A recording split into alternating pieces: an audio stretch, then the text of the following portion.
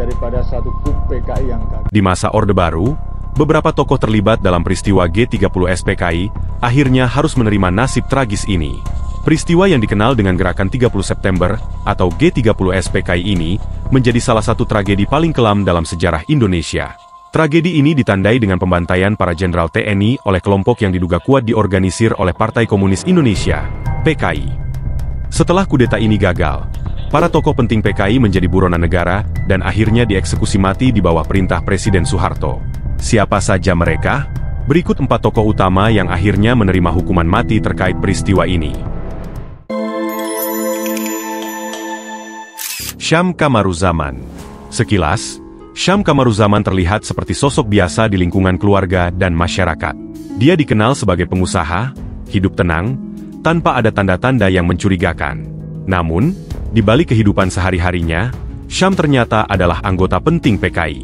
Lebih dari itu, ia adalah tangan kanan DN Aidit dan menjabat sebagai Kepala Biro Khusus PKI, bagian penting dari organisasi yang mengendalikan operasi rahasia partai. Syam terlibat langsung dalam perencanaan G30 SPKI. Ketika peristiwa ini berakhir dengan kekalahan, dia pun diadili. Di pengadilan, Syam menyatakan dirinya hanya mengikuti perintah Aidit, tetapi itu tidak mengubah nasibnya. Pada awalnya, Syam dijadwalkan untuk dieksekusi mati pada 1968, namun ia terus melakukan penundaan. Anehnya, selama berada di penjara, ia dilaporkan mendapat perlakuan istimewa, entah karena statusnya yang penting atau karena ada permainan politik di belakangnya. Namun, waktu tetap berjalan. Pada akhirnya, Syam tidak bisa terus menghindari eksekusi. Ia ditembak mati pada September 1986, 18 tahun setelah seharusnya dieksekusi. Untung Syamsuri. Untung Syamsuri bukan orang sembarangan. Dia adalah komandan Batalion Cakrabirawa, pasukan elit yang bertugas menjaga Presiden Soekarno. Tidak hanya itu, Untung juga pernah mendapat penghargaan Bintang Sakti atas jasanya dalam Operasi Trikora, operasi militer untuk membebaskan Irian Barat dari Belanda. Namun, sejarah mencatat Untung sebagai salah satu tokoh kunci dalam G30 SPKI. Setelah tragedi G30 SPKI meletus, Untung mencoba melarikan diri. Pada 2 Oktober 1965, ia berhasil kabur dan bersembunyi di beberapa daerah di Jawa Tengah. Namun, nasib malang menghampirinya. Dia tertangkap oleh tentara saat sedang menaiki bus di daerah Tegal. Untung pun diadili oleh Mahkamah Militer Luar Biasa, Mahmilub, pada awal 1966. Selama persidangan, Untung mencoba meminta grasi, permintaan pengampunan hukuman mati. Namun, permintaannya ditolak. Setelah keputusan final dijatuhkan, Untung tidak punya pilihan lain selain menghadapi regu tembak. Brigjen Suparjo.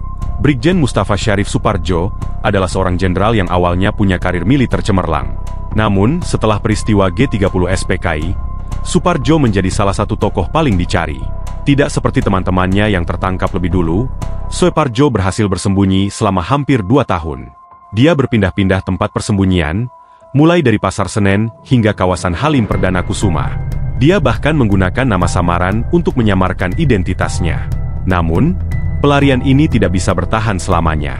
Pada 12 Januari 1967, Suparjo akhirnya ditangkap oleh Kodam V Jaya di Jakarta. Setelah ditangkap, dia langsung diadili dan dijatuhi hukuman mati. Tidak seperti Syam yang bisa menunda eksekusi bertahun-tahun, Suparjo hanya memiliki waktu singkat sebelum menghadapi hukuman terakhirnya. Dia dieksekusi pada 15 Mei 1970. DN Aidit, Dipa Nusantara Aidit, atau lebih dikenal sebagai DN Aidit, adalah tokoh yang paling terkenal dari peristiwa G30 SPKI.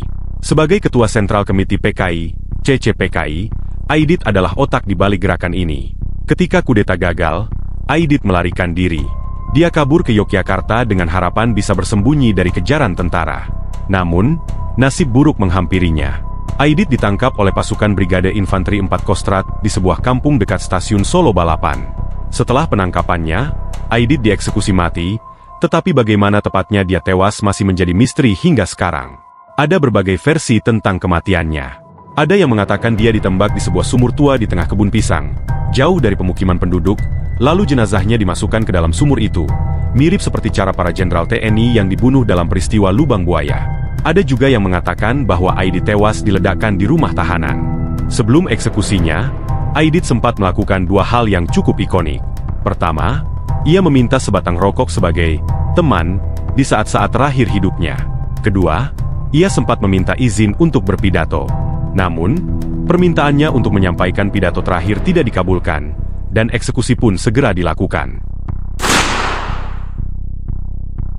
Itulah 4 tokoh utama G30 SPKI yang berakhir dengan hukuman mati. Tragedi ini meninggalkan luka mendalam dalam sejarah Indonesia, dan kisah-kisah ini menjadi bagian kelam dari perjalanan bangsa.